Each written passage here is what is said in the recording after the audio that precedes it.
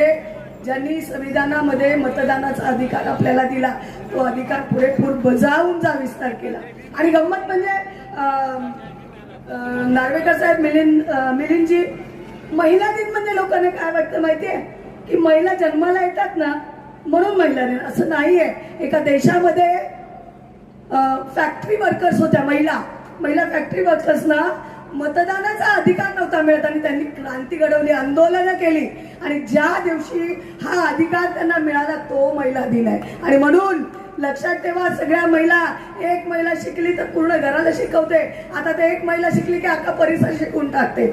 आणि म्हणून सगळ्या महिलांना माझं आव्हान आहे, एक महिला भगिनी तुमच्यासमोर आव्हान करते, थँक्यू आव्हान करते, बांधवांना सांगते ना, पुढचं बोलते ना मी, आपापल्या नवऱ्यानं जेवण बनवू नका त्या दिवशी, जेवण